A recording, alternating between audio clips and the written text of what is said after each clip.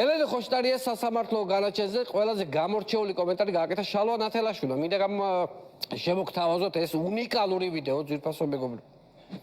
საოცრებათა ქვეყანაში ვცხოვრობთ.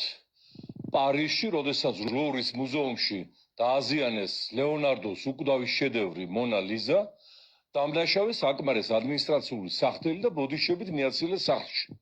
ხოლო აქ, როდესაც კალაძის პორტრეტზე წარწერა გააკეთა პოლიტიკურმა ლიდერმა, მას უმკაცრესი ციხე მიუსაჯეს და აქედან გამომდინარე მაქვს იდეა ვთხოვოთ იუნესკოს კალაძის და ივანიშვილის პორტრეტები აღიარონ ხელოვნების შედევრად და დაუკიდოთ ისინი ლუვრში მონა ლიზას თავზე. იქნებ მე მაინც დაუკიდონ და აგონებენ თავზე. ესე იგი, მინდა გითხრათ, რომ ასეთი ხარისხის ხუმრობებს, ასეთი გამართული ფორმულირებებით მარტო საქართველოს კი არა, მსოფლიო დონის იუმორისტები რო შეკრიბო, ვერ მოიფიქრებენ ძვირფასო ტელემაყურებლებო.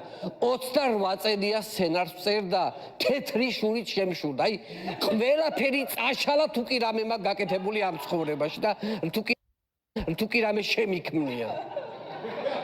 მართლაც ყოჩახ ბატონო შალვა, აი ესეთი გამართული ხუმრობა, რა ვიცი, რა, საუკუნეში ერთხელ შეიძლება დაიწეროს.